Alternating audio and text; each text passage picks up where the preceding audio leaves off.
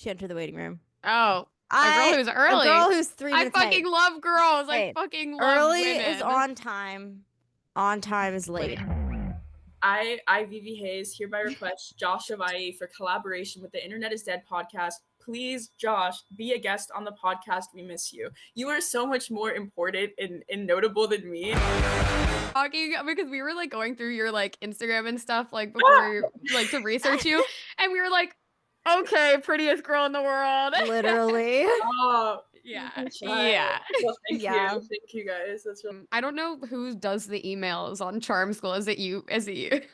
Oh, did I? Well, I think actually your specific email. No, I think that was Bernard who replied. Okay. We basically like do everything over the phone mostly, even though like we live super close to each other. We do everything on the phone, and then we'll just be like, Yeah. okay, we're gonna accept these ones. I'll email these people back. So yeah, that was Bernard, but Okay. I think that there was no. I replied to one of your emails. I did. Okay, because I was like, I know that they are probably thinking I'm crazy from these emails. I was like, they either think I'm crazy or a genius. It was super. It was super me who replied. I said that's fine. What were you emailing? Yeah, no, I didn't think you were crazy. It's like that's like the same way I email people. I text my boss. I searched the word kawaii in my texts, and I realized I text that to my boss. Like anytime he's like, "What do you think about this?" I just reply kawaii. Like I'm not. Like, I almost like had a similar situation this morning because I thought my cat was missing, and I almost like was gonna message my like manager and be like, yeah, like I don't know if they got out when like my roommates were doing coke last night or something. Like I don't fucking know. But then I was like, wait, I probably shouldn't say that to her. But she's like normal. She's like us, you know? yeah. I worry sometimes I lack professionalism. But, like we're friends too, you know. So I just like I'm down. We're all down to giggle. No, I just thought it was like a funny like because I was like, I'm just can you being guys just wait myself. so I can show this to my ex-boyfriend, please? And I was like, well, they think that's funny. I hope they do. No, I was charmed. No pun intended. Amazing. I Okay. was so charmed. I'm really stoked to run that piece. And you No, showed it to I'm the really ex-boyfriend excited. and you got the approval. Yes, and he was so nice about it. He was like, keep the That's names great. in. He was like, yeah, he let me keep his real initials. I was like, wow, great Oh, that's guy. awesome. No, I got him Yeah. like a card from like Trader Joe's, like with like a wedding card thing, and I wrote in it, "Thanks for letting me publish something mean about our relationship. You the best." Yes. So that's No, I remember when I was like, I was going through like my first breakup, and I like had a piece on my Substack that was like it was about a breakup, but it was not at all inspired by my breakup. It was like totally of like it truly was purely fiction, like not at all inspired by my situation. It was just bad timing that I also happened to be going through a breakup. And yeah. I in retrospect, I'm like, oh, that's like such a bad look. Like obviously, he's gonna think it's like about him. Yeah. But it mega wasn't. And yeah, he like texted me and I was like, hey, so like I get it's a bad look, but it's like just not about you at all. Yeah. Like we're cool. And that was like right when I started putting my like anything writing related online. So I just was Mhm. not like thinking anyone would read it in the first place. So I was like there was no stakes. Yeah. Yeah. When did you like start posting like writing stuff online? It started well I'd always been writing. I always just assumed somehow right I would continue to write, and I had no expectation of like I knew when I started publishing writing online, I knew absolutely nothing about like kind of like the online world, like the online literary magazine world, or like Yeah. the New York downtown writing. Like I really Mhm. I was familiar just because I also like I managed a bookstore, and so I was really familiar with like small presses and Mhm. publishing. That was like more my expertise, and so I knew some of like these writers here, but I didn't really put two and two together. That anyway, so one of my friends urged me to publish my writing, and I was like, so I started. I just made like a Substack, and I just would like throw some stuff up there. It's like slop. I look back and I'm like, oh, I don't like there. Um, and then I went on a date with a guy, and he like kind of like maybe like somewhat sarcastically, or like he was like, you should submit your stuff here. They'll publish anything. Oh. Oh my god. But he like I think he just was like he didn't want to be like too like I think he was worried he would be too I don't know like he didn't want to be too forward to be like yeah you should submit your writing, but Yeah. I don't even Yeah. think he did it, but I did. And then I started getting into all like the online journals, and and now I have one of my own. It was something me and Bernard, like my co-founder, co-editor, like best friend, he we had talked about doing it. It started with like he thought of the name Charm School, and it was the name for like his artistic movement, like the Beatniks. Um, I love that. I love that. yeah, it was perfect. It was so perfect. And then we had kind of like discussed doing like our own uh some sort of publication magazine, and then we were like after a reading we were on like someone's rooftop having a party, and we were talking up there, and one of Bernard's friends, we were talking about the idea, and he was like, oh, what are you gonna call it, another nail in the coffin? And I was like I thought that was hilarious. I was like low key, but I was like super worried, I think, that it was going to just be another like one of those projects that kind of like everyone is like submitting to or interested in for like a few weeks, and then it has like no longevity, it has no kind of cohesive anything, like poor curation. I also didn't want it to be something where I'm just publishing people I know or my friends. Yeah. And so yeah, I was just I was nervous about a lot when we first started that it wasn't going to be something. I think now me and Bernard, like, we see so much like uh it just like something, it feels like it's going to be part of our lives for like a very long time, and That's awesome. it's like such an honor to get to publish these pieces and like provide a little house for them. I think they do take on like a really beautiful similar tone, and like everything we pick, we are very like very we lean no on things. Like we never want to publish feel iffy about. I think like once or twice I've only done it because Bernard has like urged me, and he's always been right, like whenever I don't fully see it at first. But I feel very lucky that we've been able to like cultivate this little charm school mood. Yeah. No, I was gonna say, like, the style of it is really cool, and just like the overall vibe of it. Like, I was looking at your guys's like website, and I really just liked the about page where you're like describing what charm school is. It's like emo meets jock meets prep meets hipster. Well, when we did that, like, I mean, if you really read the like the about, it kind of means absolutely nothing, and it's like Yeah, no. you don't want it to be like a. To me, it doesn't. It definitely is, but I don't want it to be like a cop out of like explaining it, because Yeah. when I talk about, like, I think the best way I can describe like the type of stuff we publish is like the closest way I've been able to describe it is like beautiful strange. I think a lot of people, I think because we publish stuff that maybe takes on like a cutesier tone, people like really go kind of really strong with that, and they can kind of miss exactly like this. It's like it's a perfect. I mean, it's like the site says, like we just know it when we see it. Yeah. Then we just kind of like charm school as a text accumulator. Like it really doesn't, how much does it really mean or represent? I don't know, but it like No, I love the "we know it when we see it" phrase. yeah, Like, that's been like the most, I don't know, because people will like ask me when I talk about it how I describe charm school, and I'm kind of just like I don't know, like the little pictures we post on the Instagram is like way I think that's like the best way to describe it. There's like a what is it? Hold on, I'm pulling it up. Like the one of the crying baby, you're not mentally ill, you're just a hole and you're leaking. I was gonna come on and start with like, I was gonna do like a little disclaimer about how I actually hold no strong convictions, and like nothing you can do your disclaimer if you want no, to. like I don't need to be like mumblecore playfully awkward. I think I should just like try to be normal. Like, don't encourage that. If I start to do that, you guys need to like I was gonna say, I'm like interested about like the structure of creating something like that, because I run like a DIY publication that like I kind of stopped using, but like it's an interesting thing to like create something like that, and it, as you said, actually have longevity to it and be sustainable and also garner a sort of its own audience. And I'm curious like what you think the formula is for that, or if they're, because I know they're really, it kind of is partly like luck and just like vibes and friends and And like but timing, I feel like too is part of it. totally. Well, no, it was really a perfect storm, but I can like identify specific things that made it possible.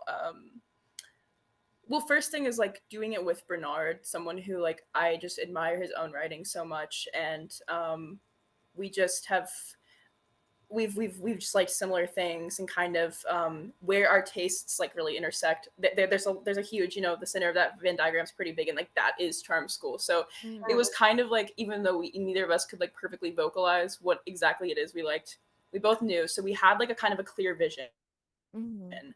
Um, and that also comes down with like the actual like branding of it. We just were super aligned, and I think that having like that clear kind of like, even just like talking about like the surface level of it, I think that was helpful. But it started, I don't know, we uh just from like being online, we've kind of collected certain people and like individually. And so when we first opened Charm School, it was people like not necessarily even friends, people who just like followed us or we followed for years. Mhm. Um, and some of those people just happened to like just like perfectly strike gold at the beginning.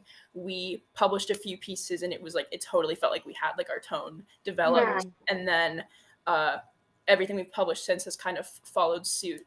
So we got just lucky in that sense of like we'd kind of just from like being online and like maybe posting a certain way, we've attracted people who are like-minded. The first like charm school thing we published was my friend Issa and my friend Corey. Issa had like this IKEA headboard, that she was writing things on it in Sharpie that her and my friend Corey came up with. And then I saw the headboard and I was like, okay, I want to publish this. Like, is Uh-huh. this okay? Things really just in the very beginning, things came to us while we were developing it. And Mhm. then now that we have so many pieces published, it's like easy for people to maybe identify the tone or what we're about. Mhm. But yeah, I think we've just stuck with like the integrity of it. It's like, not to sound corny, but it's like very important to us. And I think we've just been pretty strict with what we publish, and that's helped a lot. Just because like maintaining that tone. I don't know. I feel like I'm losing track of the question here, No, but no, you're No, you're good. good. I guess to really answer it, we got lucky with like we just collected people from posting a certain way, and they kind of saw the vision before we fully did too, and then Mhm. um, we were able to like develop it from there. I think it's also just a really hard thing to put into words. But I mean, I feel like even just with us doing this podcast, it feels like just collecting people too. And I Yeah. feel like that's kind of what a lot of things are, because it's like almost this like invisible acknowledgement if someone's a part of something and you think they're cool, which is like interesting because it's like so much smaller than than it is in reality, but like you don't even realize how much just like someone who someone else respects doing something, it's like a seal of approval, you know? And I think Absolutely. that's so Mhm. interesting of like how that's worked out online. Yeah.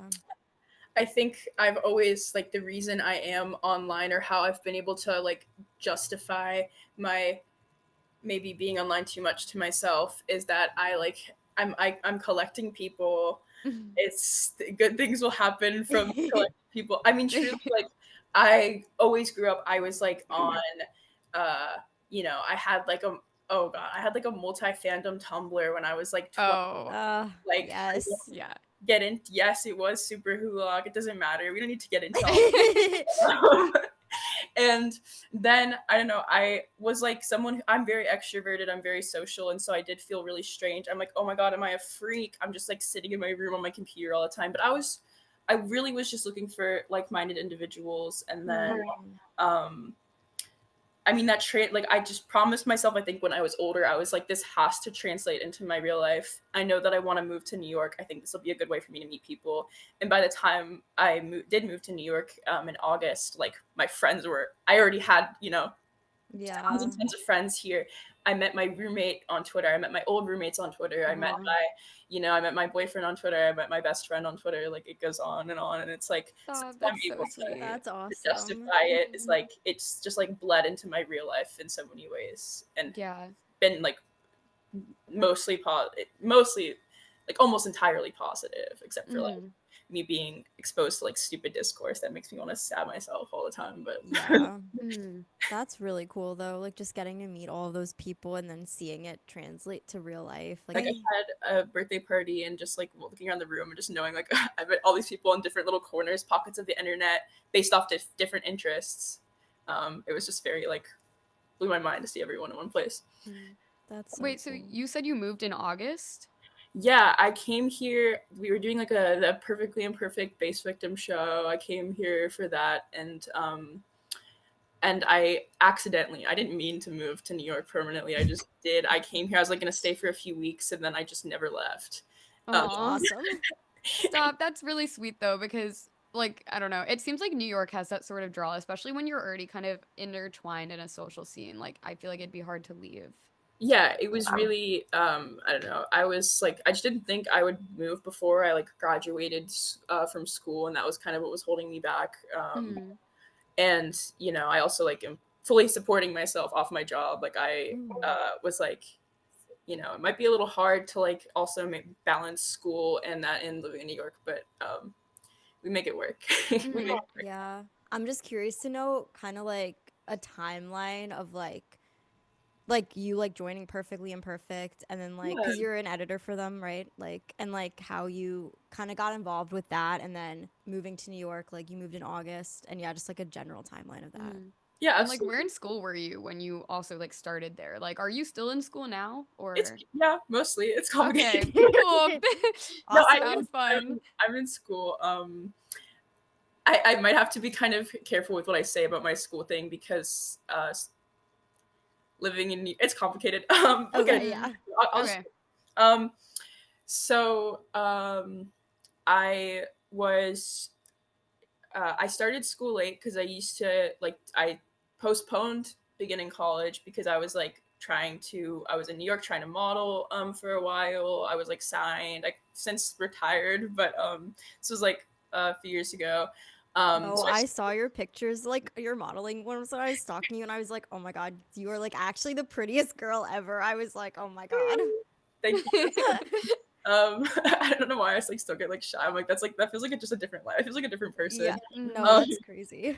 but so I started college late, but I had like credits and stuff from high school too, so it was mostly fine. But I started school, and then I think it was maybe 8 months into school, I was like so miserable because I decided to do online just so I could also like I've always had like two jobs or like full, I've always worked Mm. too.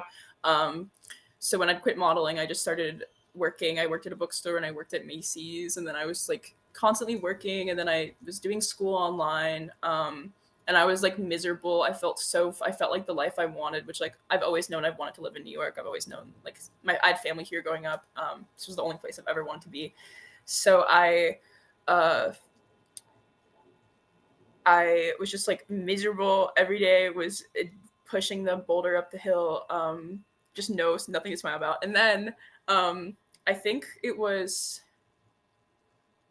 hmm, it was summer of 2023.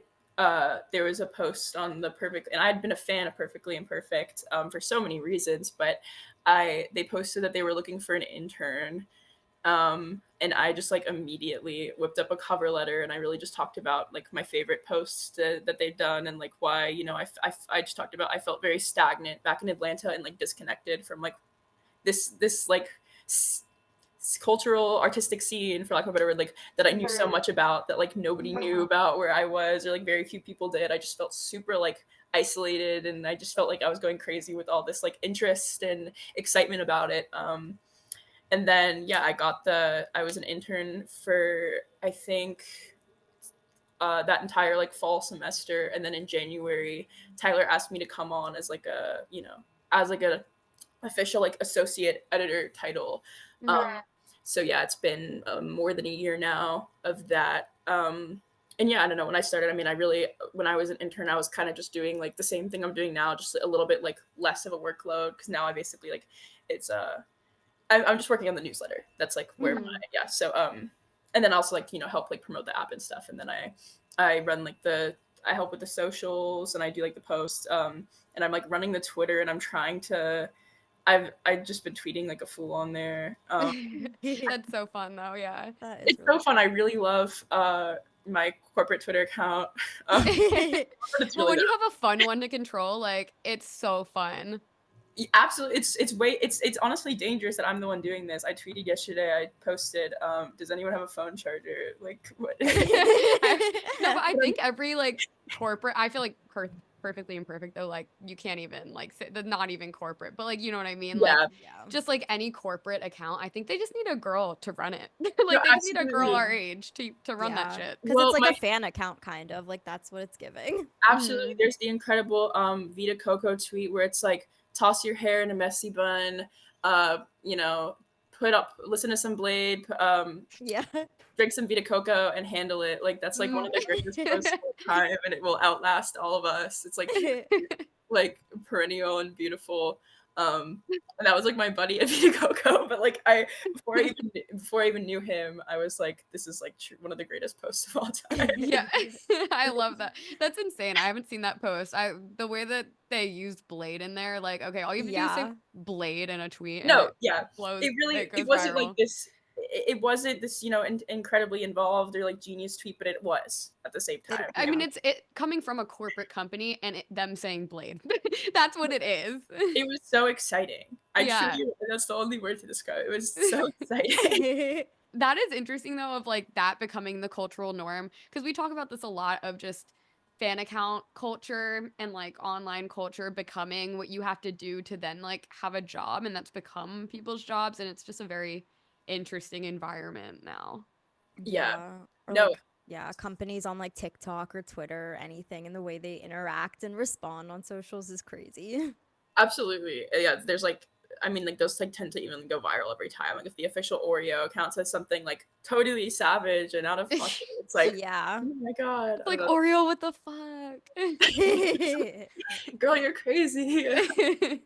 No, my goal is I think I'm gonna start using the perfectly imperfect Twitter like as my like main account and just Yes. go That's good. on there. Yes. Yes. Everyone go I, follow. yeah, no, everyone go follow pi underscore FYI. I think there's really something there. Yeah, you should like you could talk about like your oomfies or something. That could be a good Well, one.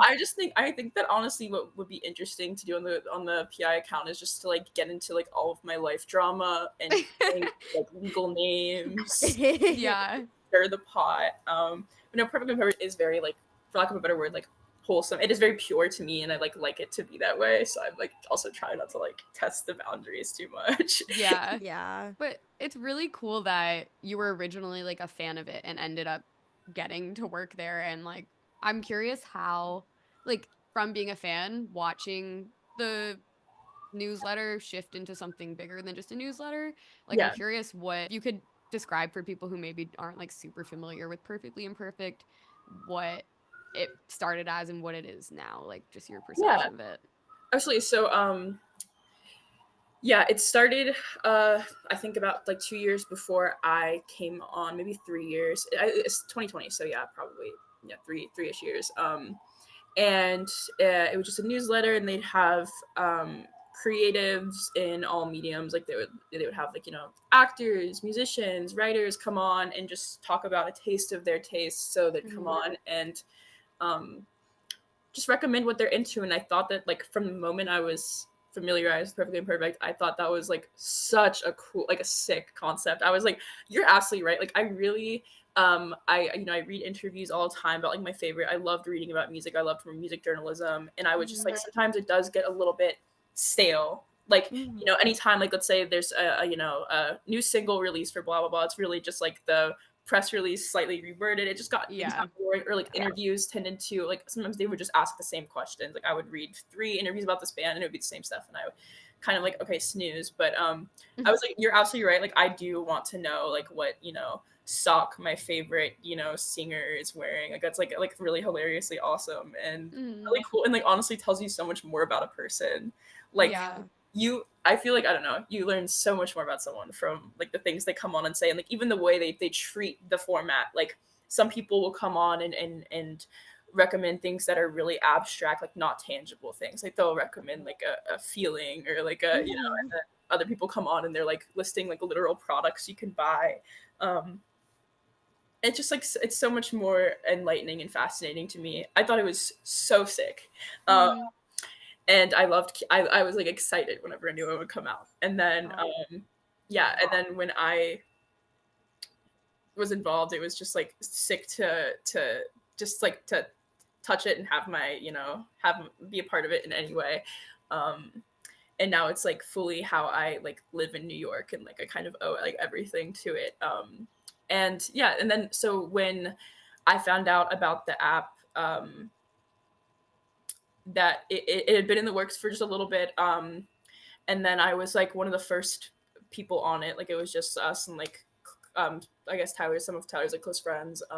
mm, And it was like just I remember it just felt like I was like, I think this is really going to be huge. I feel truly so excited about it. Because I think like I was saying, I've met, all of my closest friends based off of like shared interests on the internet. yeah. Growing up, I was huge on like, it was kind of like I had older siblings, so I feel like I was always a little bit more doing stuff a little Mm, bit more mature, but I was like on the dying forum culture that already died. I was just like grasping at what was left, and I loved it so much. I loved everything. Like I learned everything from like reading on like forums growing up. And so uh it kind of to me like, making friends online based off of shared interests or taste.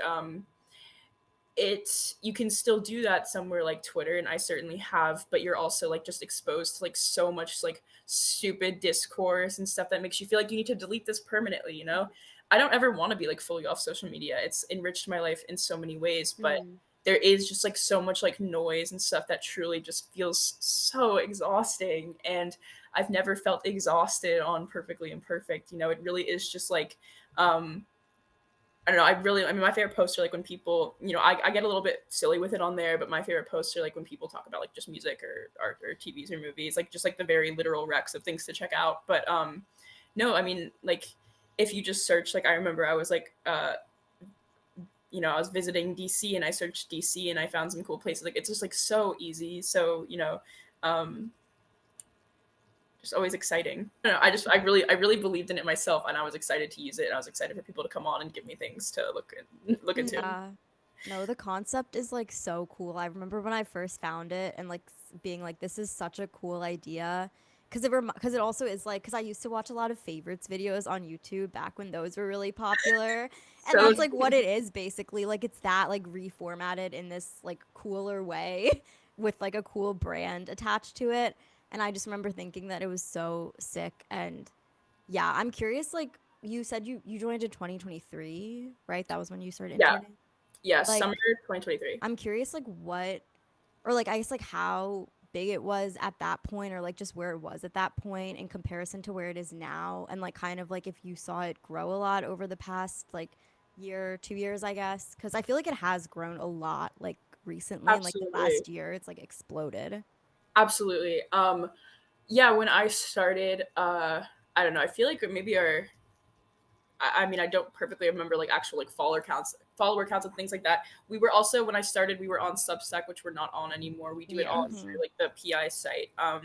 But no, our reader base has grown. I mean, there wasn't even an app before, and now we have so many users on the app, and that's incredible. But also just like I think a big part of it is like uh, just the more uh, we've been able to pull some like insane guests. That's like Yeah. the part where I really feel it. Like when we had like Francis Ford Coppola on, or like Paul Schrader, like people that I was like, we had I mean, this one I guess I don't know. We had like my like holy grail guest, like the one I just really, really, really wanted, like since I'd been into Perfectly Perfect, like Shushu. Oh my And gosh. that was like just so Oh, exciting that we had like the like we that was like a, oh yeah, we can totally get them on. That was sick. But that's where I mostly feel it, is like where we have like just some insane guests on every week. It's like, and also it's like so sick to put them together, and like we had, I think back to back, it was like the Rizzler and then Paul Schrader, which is just like, yeah. Mm. who else is doing that? Like no one, Yeah. No. no And And I it's one's love like, that it's like yeah. becoming like a mainstream thing almost of like if you're cool, you're getting posted on Perfectly Imperfect, and then mainstream celebrities are like, yeah, let me yeah, in on this, which is so sick. And I was just thinking like while you were talking about just like the comparison between fan culture and the same thing that Perfectly Imperfect is appealing to is just like interests. I was just thinking it's so funny because I just think as humans we love people and we love things and we love the people's things, and it's like everything we do is literally just to like, I don't know, like so it's just some form of connection, but I think it's fun that Perfectly Imperfect is like appealing to like that human fascination with each other. Yeah, no, it is.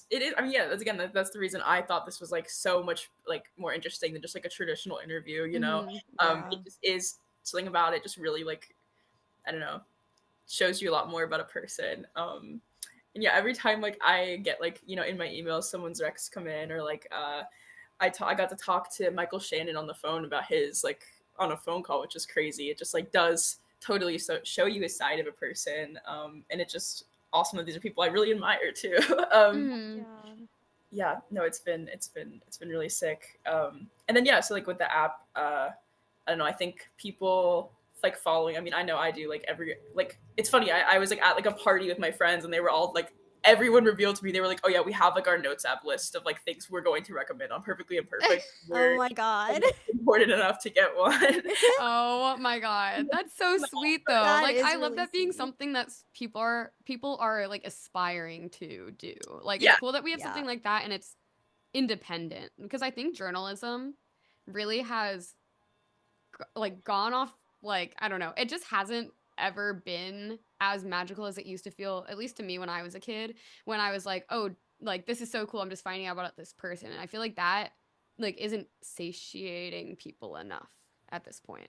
no, I think a big part of that is also because like all these people have like their own social media profiles where you can really get a glimpse, and they share so much already. It's Mm. just not as exciting as it used to be. I definitely feel the way. I don't know. I was like really, I like the exposure to like again like reading internet forums. Like I was doing insane things on the internet when I was younger. I was like really into like PDFs too. And then I got really into like I got super into the Vice magazine website at like a young age, Yeah. where I just always felt like I was supposed to. I really do sometimes feel like I was supposed to be like a 35. There's a 35-year-old man somewhere inside me. I'm not even. Yeah. I'm like a male millennial specifically.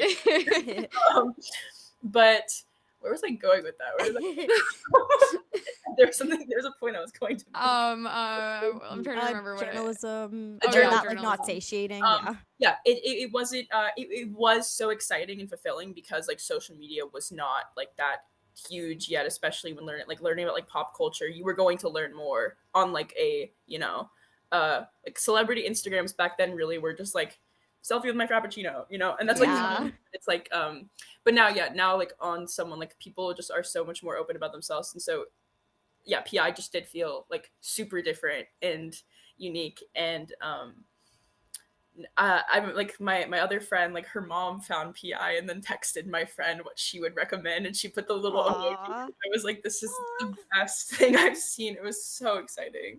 Aw. And my parents now also like mostly understand Perfectly Imperfect. I've explained to them a few times. I That's like like a classic with like non-traditional jobs of like trying to get your parents to like, or even just like posting online and making something, writing something, like trying to get your parents to understand what it is like yeah, no, It takes some tries. they do. Like my mom like was like she was like googling one of the venues I was doing a reading at and was like, what's going on here? Like Aw. they yeah, it's super like yeah, also like that too, like explaining like the downtown literary scene to like my like mom and dad in like suburban Atlanta, Georgia is like, Mm. and my parents Yeah. are cool, and they're like but they're just like, okay, whatever that means. Yeah. Happy for you, Yeah. I guess, or sorry that happened, I don't know. But yeah.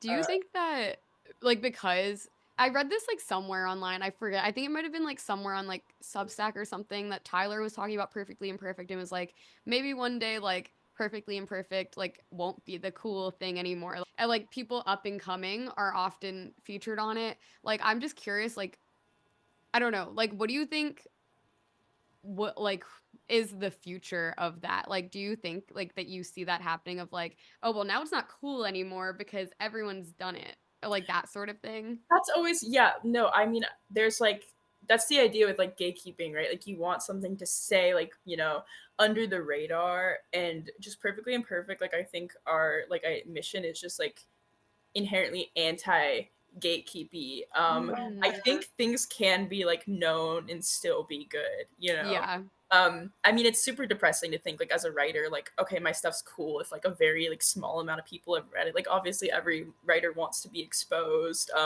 And certainly also like the cool bands people will gatekeep, like they don't want that. They like hella want to make money off their Yeah. and like Yeah. provide a living for themselves, you know. So I don't know. I definitely like I even used to, you know, I was such an asshole. You guys don't understand. I used to be a terrible person about this kind of thing. I remember like when I was in high school, nobody knew like I was like really into like Tool and Deftones, and like that was Mm. that was So that was not a like your fucking thing. shtick. And then like super hot goth e-girls on TikTok. Like one girl used the Deftones audio, and it was the beginning of the end. And like that's literally how I met my high school boyfriend. Like we were the only kids at our school who knew Deftones, and it was like, guess we should date. I don't know. And that was it. Really did feel like a personal 9/11, like the you know TikTokification of Deftones, and then I became like so gatekeepy. But then I also benefited from that so much because like I had like original Deftones merch I got on eBay for $15, and then I sold that to some sucker on Depop for like 5 times that. Like a That's Let's awesome. years later. Like so I was like, actually, I think at that moment I was like, I'm fine with this. This is fine. Yeah. And then they were like they had like a Heavens Marc Jacobs collection. And I was just like, what the hell, sure. Like I don't even care anymore. This really doesn't like affect me. Like I'm not gonna buy this stuff, so I Mhm. don't care. But yeah, like so I became a huge asshole about like stuff like that. Like I was just like, you know, we need to keep things under wraps. But I think about like all of my friends who have just like texted me an album link, and then I've listened to the album, and it's been like, you know, like there's this band School Fair my friend Reed showed me, and I just was like immediately like these guys like rule. And then I texted them to two more of my other friends who also just like non, you know, incessantly listen to them now. And I was like, wow, imagine if my first friend had like just wanted to keep that to himself. That would have Yeah. Yeah. like I love this. I Mhm. love these albums, like these two albums so much, and I would be like devastated if I'd never. I mean, I wouldn't know any better, but if I never heard that, and Mm. Yeah. so that's how I'm able to like, you know, I think that things can be cool and not be like super like gay kept, and I think with PI, I don't know. I mean, I think that ultimately like connecting with people over shared things and finding things will like override this like fear of like this is gonna not be cool one day, you know. Mhm. Also, I think with Mhm. like even just like how we curate the guests we have on, I think we've like struck a great balance of like, you know, huge person everyone knows that's really exciting, and then like someone, you know, very few people have heard of who's like up Mhm. and coming. And so that's I think how we've been able to maintain and will continue. Like I have no worries about it being like some, you know, thing that's Mhm. I think it would have happened by now if it was going to become something people didn't like, Yeah. you know. Yeah. Yeah, no, I was gonna say that the reach or like the range of guests you guys have on is so good because it is just such a good balance of like even when you were just talking about how you were trying to like explain to your parents what it is and stuff, and then like you guys have someone like Francis Ford Coppola on where it's like, okay, like obviously everyone knows who that is, and it's just like a really cool balance to have. Mm. Yeah, absolutely. Like I have when I'm, you know, explaining it to different people, I have like my different guests all mentioned in my head, you know. Like Yeah. anyone like my parents' friends or something, I'll like, you know, pull up some of like the like old head, like, you know, industry guests, and then for when I'm explaining to people, I'll like just like read them and be like, oh, I know this fool listens to Bar Italia. Like, let me mention that we've had them. The gatekeeping culture that you're describing, I wonder if it's something that maybe is at a point of beginning to die out a little. Because now that everyone is like knowing what it is and like knowing what gatekeeping is, maybe we can all be chilled. No, well, there are like so many memes against gatekeeping now too. Like, there's like Yeah. the like that like one like incredible like it's like so screenshotted now that it's like almost hard to read. But it's like someone swiped up on like a plate of food and was like, "Where is this from?" And then the person responded, "The restaurant just burnt down. Like this is the last plate forever." There's stuff like this, like it's literally such a meme. I think it's like I think honestly we owe it to like archive fashion boys who are just like so like everything they do is just like in the public eye, just like the most like, you know, like like the 4chan FA people, like everyone just hates them. They hate like Yeah. um those little, you know, opium like 19-year-old boys are really just like everyone can come together against them. I think they're great actually, but yeah, since they are like known, like a big part of that culture is gatekeeping, like not giving your swag away. I think that's actually really cool to give your swag away now. Mm. Yeah. You can have any of my, you can have my Hollister poster. I don't care. Oh my god, I I love fucking that. love that so Oh my much. god. I have like a But rack of just Hollister and Abercrombie clothes right here Are too. you serious? That's I don't know how awesome. this became my bit. I think That's a good bit. it is a good bit. And I was like looking at a blog like earlier today. Like I don't know if you guys know like Dana Baby. Yeah, Like yeah, she like posted on she's an her internet like classic. That's like, yes. yeah, Yes, Yeah, she yes. posted like on Substack. She like just made a Substack and she was like writing her favorite things and she included like really funny old like Abercrombie prints and I thought it was like awesome. It was like stuff being like making fun of like blondes or like brunettes and yeah. stuff and I I like have a love shirt. that vibe so I much. almost wore this shirt today, but I thought it would be too distracting from the important topics at hand. But I have a shirt that says "Get over here, freshman." Like I think Oh that's. my Oh god, I my love god. I That's saw one on. awesome. I saw one on eBay. It was like it said, "No, not you, comma the pretty one," and I like loved it. But I was like, this feels really aggressive and combative, and I'm trying to be a better person. So, I didn't get that one, but I love my "Get over here, freshman." I went to Five Below the other day to get because they have great Oh my god. t-shirts. I feel like Yeah, that's been Put our me on vibe of that. Is like Yes, getting put the me on 5 and below perfectly ones. imperfect and I'll recommend Five Below t-shirts yeah. I because was gonna their ask you guys t-shirts what you are guys would awesome. recommend. That's perfect. Five I Below. got like two because it's one of our best friend's birthday. Like we have like her birthday dinner tonight, and I got her Oh, two gift shirts from reveal. She'll Five hear Below. this I now. know, but it'll be over. But I got her two Yeah. shirts from Five Below, and they have great shirts. Yeah. What do Wait, they say? what is Like, the one The that like is the one classic that you have, Samira? You know what I'm talking oh, about? our friend Mitch got me one from Five Below that says "Breaking news, nobody cares." here they have like what is it, Tesco? It's like a store here. It's like a giant, like it's almost like a even more marked down like TJ Maxx or whatever. And then they have just the best ironic T-shirts ever. But again, to me, they're not They're ironic. not Where ironic. Yeah. I'm Yeah. very, I really need like a I paused my game to be here. That's like kind Yeah. of like, I just got like I got a Depop one that isn't like, it's not from a classic place, but it's just like a printed like someone did it themselves that says like I miss my ex, but my aim is getting better and it has like a gun like whatever the thing is called crosshair or whatever. yeah, the crosshair. Yeah.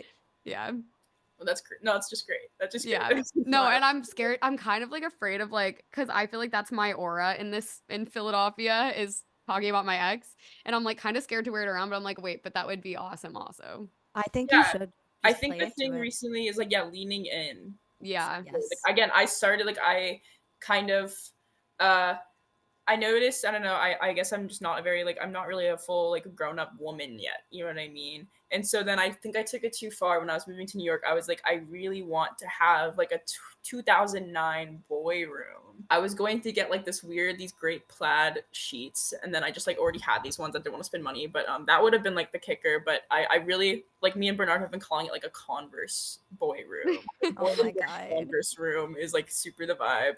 Um, and yeah, so I leaned in. I was like, you know what, if I'm gonna go, like if I'm gonna be kind of like scrappy looking, my life is going to be scrappy Tony Hawk pro skater. Like this is it.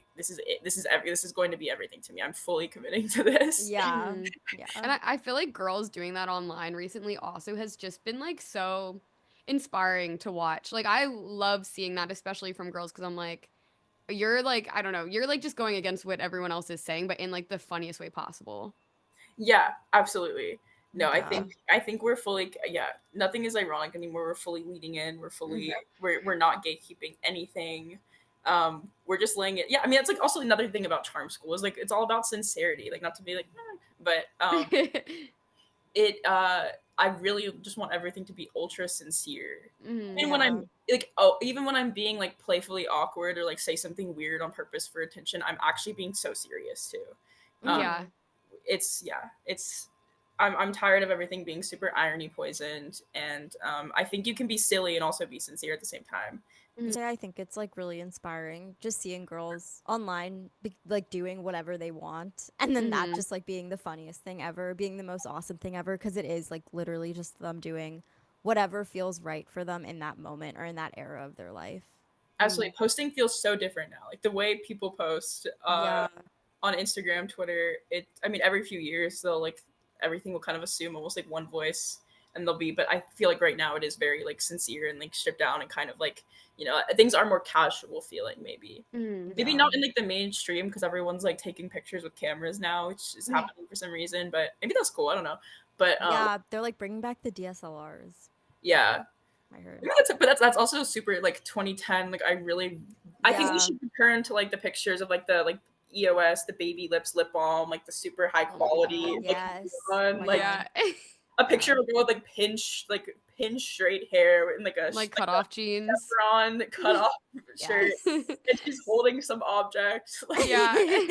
And you can see her thigh gap. And make sure you yes, can see her thigh gap. Well, yes, and she has yes. braces too, probably, and she also probably Ugh. does gymnastics. It's Yeah. it's great. So maybe it's like if I think of it like in that framework, then maybe it's like it is weirdly casual. But anyway, aside from all of that, I think Yeah.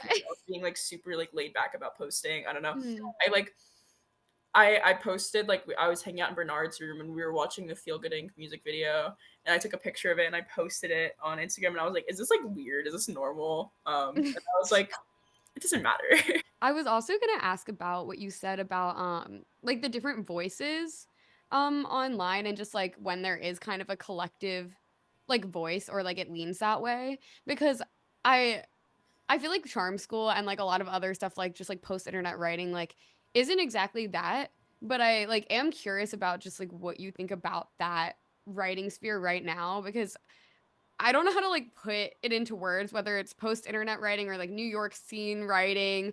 But I feel like charm school is like the thing I'm trying to describe with like there's obviously variation between that and other like New York based presses and stuff. Like Yeah, heavy traffic mag and other things like that. But I'm curious how you would describe that style of writing because to me I feel like it's like a newer, hyper aware style that wasn't possible before the internet. totally. Yeah, totally. I mean, I think post internet is I mean, I think yeah, uh I think actually in terms of like pros, there's someone like Honor Levy, and like we adore her so much, and she's so She's so awesome. good. And she So came good. to like one of like me and Bernard's readings, and she talked about it on, I forget whose podcast now. She talked about it on, maybe it was like Shanthor Conrose or it was Red Scare or something. But Mhm. she said like she loved it, and the stuff could like it could fit in an anthology with her own work. And Mhm. I don't think anyone at the reading is like aping her in any way, but Yeah. it is, I think, really we all are just so influenced by uh we grew up on the internet, Mhm. and that does like that has informed our writing, and so there is just like slight similarities that does, I think maybe it's a little bit uh like playfully neurotic. It also is just it's very similar to like the like alt lit like 2010, Mhm. Towlin. It's very like uh kind of refreshingly, like sincere, self-aware, like almost like strangely so. um Mhm. and so I think, also, I mean, my hope is everyone who is like submitting to all these magazines and publications are actually like reading a lot too. And so I think then you have this like beautiful cesspool of like we are all being influenced and formed by the same things, Mhm. I mean, I'm sure like, yeah, my favorite authors, I love like Bret Easton Ellis, like other than like the classics, like the more contemporary writers I love him, or I love like Bruce Wagner, and like yeah, so does every other bitch in this town, and that's like great. Yeah. Yeah. They're awesome. They're incredible writers. Of course, everyone should like them. But like, so I think that's like it's just really about like these similar influences kind of do um, create like shared tropes maybe, or but I think that actually like everyone's prose is pretty unique now, even though there is like a super like you can tell this person grew up and played Nintendogs. Mhm. But yeah, I think I don't know. I've always just worried like Charm School would fall into like some sort of like insane like bad box or something, or like it would be like I didn't want it to be a sceney publication, even though we both like live in New York and we've thrown Mhm. readings and we've done that. Like we just really want it to be about, we want the pieces to speak for themselves, and we want a place to house all these like incredible things that we believe in so much and we like have moved me so much. Um, Yeah. we published a great one today. I'm so stoked on it. Aw. this like kid at Bennington, which I'm like not jealous about at all. Really just gonna say when you were like mentioned Bret Easton Ellis, I was gonna Yeah. be like, I feel like everyone or at least maybe I'm just projecting, but I feel like I at least came from this place of like learning the lore about like Bennington and Donna Tartt and Bret Easton Ellis and listening to like Lily Analytics podcast and then being like, okay, I am obsessed with this. And then that was kind of because I like have always like loved writing and I've always like just written stuff like ever since I was little, but I didn't really know that there was like that much of an online space for writing because I feel like it's kind of harder to find than it is like maybe for like music or like other Definitely. arts like You have to like that. know the right people, I feel like, Yeah. and get Definitely. into it that way. Yeah, and Absolutely. I feel like that was kind of my entryway of like going down this rabbit hole of being like, okay, like Liliana, like Donna Tartt, Brady Snellis, like what does Yeah. this lead to? And then I started like learning more and more, and it's just really fascinating.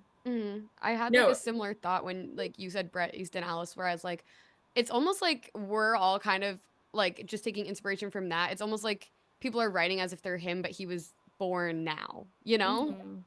yeah. I think I don't know. I've my only like good writing advice has always been like you need to read more than you write, and I still stick by that. And I think ultimately, if you will at least like if you are like exclusively reading him, your stuff is going to just like take form, and it's not gonna Yeah. be great. But I think if you are like well rounded too. But no, there definitely is like a very I don't know, like I love it. Yeah, like I was super into like the literary brat pack. That was like I was like that was supposed to be me actually. Yeah. I was born in the wrong generation. I don't know. Well, my mom also like loved that stuff, and she was super Aw. into and so she was like, you should read and watch Less Than Zero, and I was like, okay, and like I was super into it and down. But uh I think I don't know. I think I really do believe like most people, even like in the scene or whatever, are like there's so many more influences and factors at play. And so I think like maybe while there is like a maybe a snarkiness or like a lot of uh like nouns. Like I remember when I first read my favorite book, like Glamorama, it was just him going on for passages and passages, like naming off like proper nouns, like people, places, and things. Like Yeah. to this party, and I saw like names, this 30 like niche to popular 90s celebrities that Oh like my God. these references would probably go over most Zoomers' head, but Zoomers still like love this. hmm So I don't know. I think it does. It's just one of those like he's so great. He like will stand the test of time, and so I think that's why of course people are still reading him. But I think I don't know. I think really it's like more. I think the writing now is more influenced on like the hyper online feel. hmm I mean, it's like yeah, we're all like I don't know. I've read so many pieces, like submissions, or even just like at readings where people will use like online speak or like reference like memes, and that's always like it gets a chuckle from everyone because they're like they said the thing that I know, Yeah. hmm exciting to me. Yeah. And I think I know there's a way you can you can play with this that's not I think overdoing it, and that's like still gets to like a keeps like the sincerity of your piece. I feel like I'm at a point where I'm just like rambling and like starting to like bring up a million different No, No, points. no, you're all of it's good. interesting because I feel like that's exactly what we're talking about. Yeah, Yeah, I did also just want to ask like specifically about your writing style and just like how you found like your voice in writing because I feel like you also have just like a really unique voice that's very sincere. And I like was reading your pieces online and I like loved them. I really liked You Could Be As Sweet As Me.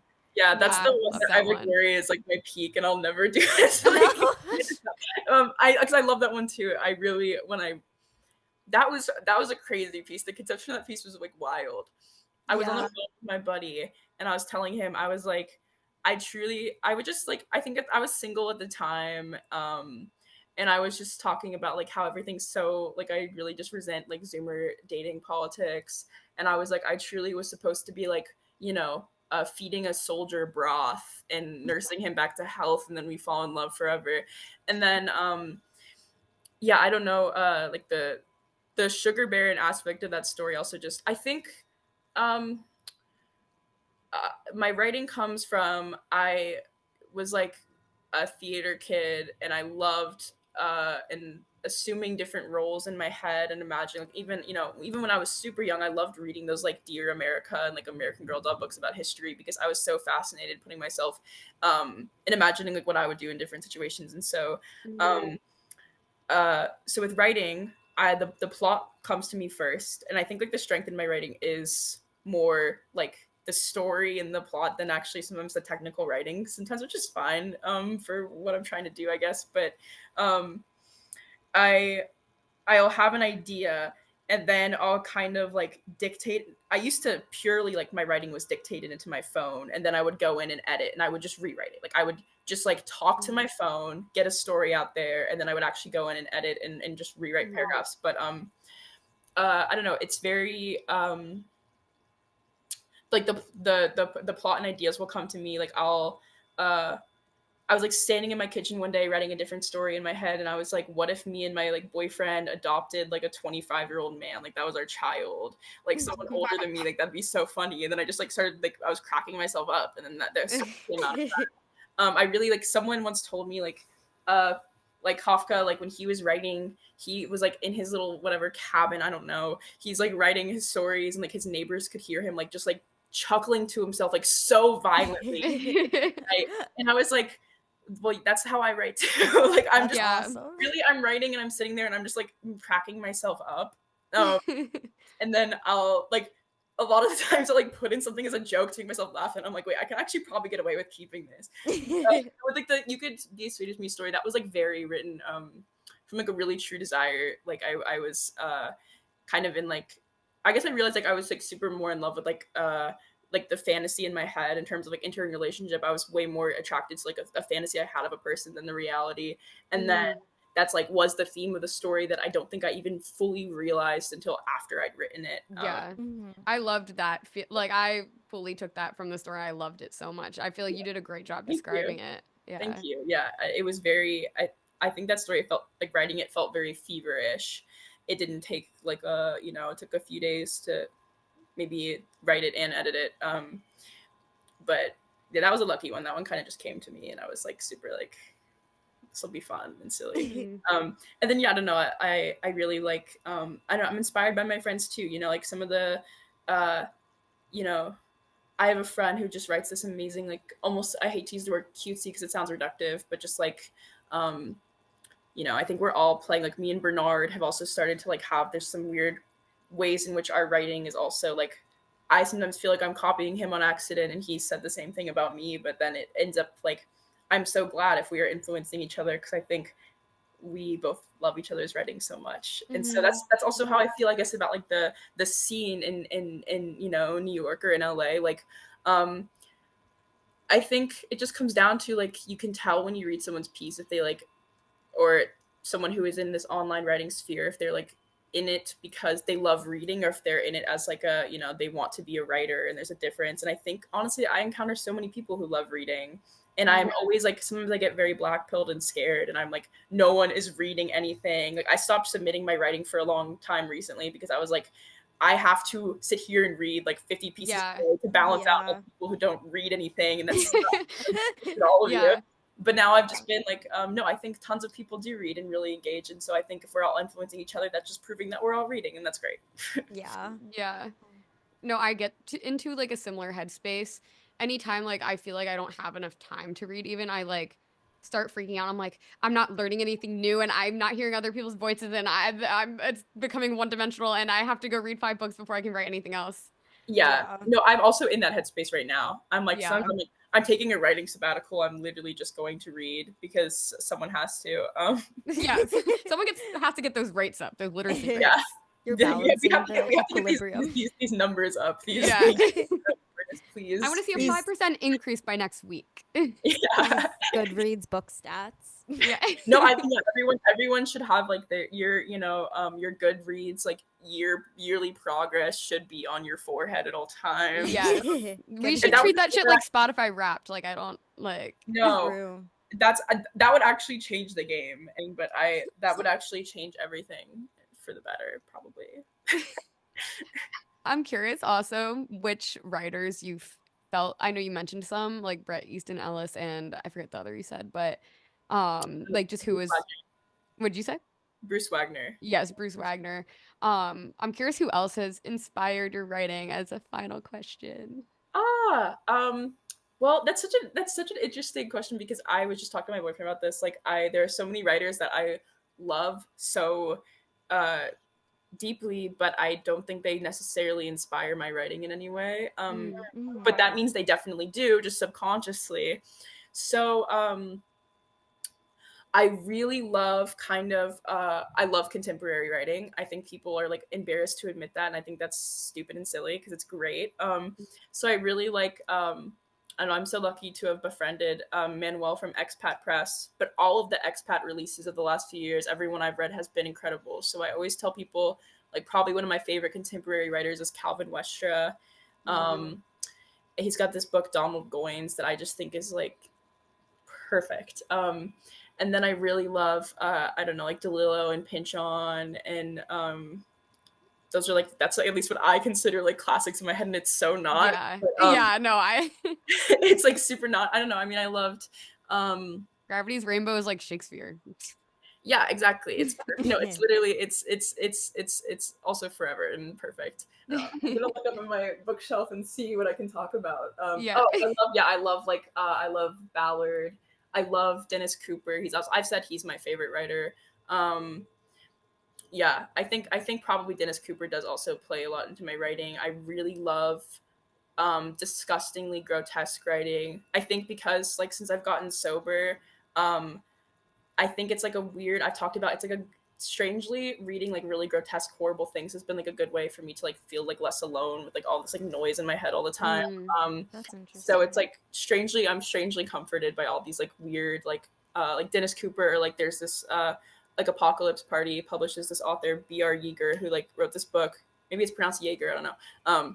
He wrote this book Negative Space that I think is also like one of the best releases of the last few years. Mm.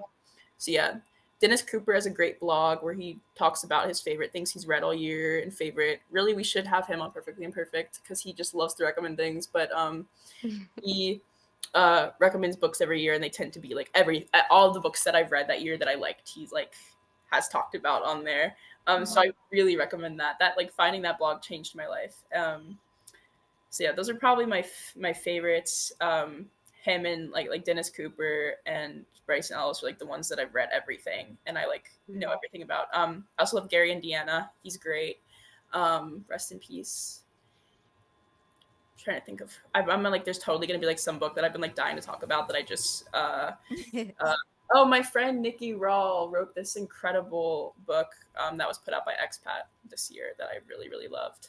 Mm. And there's another expat author, Curtis Eggleston, who's also incredible, and I love his Mm. work so much. Yeah, Oh. I feel like that's a good amount of authors. I hope people were writing that down. Yeah, Yeah. maybe I'll go on Perfectly Imperfect app and just like individually recommend all of Yeah. those. Yeah. You should, honestly. Yeah, no, I did. I think someone like I recommended a book like it was one of my first recs on there, and then someone like messaged me and was like, I read that because you recommended it and I loved it, and then I was like, Aw. Aw. well, that's just everything. That's everyone should Aw. get on the Perfectly Imperfect app and recommend 10 Yes. books. after Probably. listening to this. Yeah, 10 books. 10 books Yes. and read them all right now also. Yes. And also, Yes. Read. yes, and then Read. put your Goodreads wrapped on your Instagram story. And then after you read everything, get on Google Docs and write a poignant and online influence piece, and then go Yes. downtown and read it at a reading. And then go submit that to Charm School and also like Moo Moo House and like Hobart and You also need to read all of their pieces that they've published before. yes, before you Yeah. can submit. Before you can submit. Yeah. That should be a thing where before you submit to a publication, you have to read all of the pieces that the No, I was publication thinking we should do like a published. pop quiz. We should have when Oh you're my going to God. submit, Yeah. it's about all the other pieces and authors we've had on. That's good. Like, Yeah, there's like a captcha. Is that how you say it? Captcha. But Yeah. instead, it's just like a question about like which author wrote like blah blah blah, and then you have to answer. And if you don't answer it right, it doesn't submit. you have to wait 3 months also. Yeah. That was Well, great. thank you so much Fun. for coming on. This is so Yeah. fun. I hope there's It was anything really you could nice work with talking in to there. I you. Yo, really yeah, it was Yes. so lovely. And I don't know. I feel like I relate so much to you because I had a very similar experience that you had with Perfectly Imperfect with Paste. And I Yeah. literally So like so I relate so hard and I love seeing other girls who are young doing the same thing. It's so awesome and inspiring. And I think everyone loves to hear that, you know? Yeah. well, I hope I can inspire some young literary teenage girls out there. Yes. Yes. Aw. We have one more thing. have all of our guests read a thing at the end of the episode. Oh, right. Oh my God, yeah. Sorry, I love him. Yes. How do I say his last name? Is it Ovalle? Is that how you say it? Yeah. Yeah. Yeah, this actually means a lot to me too because he was like one of my favorite posters. He still Stop. is. He's He my was favorite poster literally ever. also I love I him. literally have been wanting to talk about this for like so many episodes, but we just haven't recorded solo in a while. And I just need to say this right now that the thing that Veronica is Cool was doing reminded me so Oh, much of his Absolutely. posting. And then she just stopped it. And I was like, oh my God, you could have done everything with this. And maybe if Joshua Valle was managing you, we could fix this. oh my, Imagine awesome. that. I Should want I a should I, world should I read? imagined like that. Yes, that's the world we want to live in. I, Vivi Hayes, hereby request Josh Ovalle for collaboration with the Internet is Dead podcast. Please, Josh, be a guest on the podcast. We miss you. You are so much more important and notable than me, and you should definitely be on here before I was on here. Let's. Oh, Aw.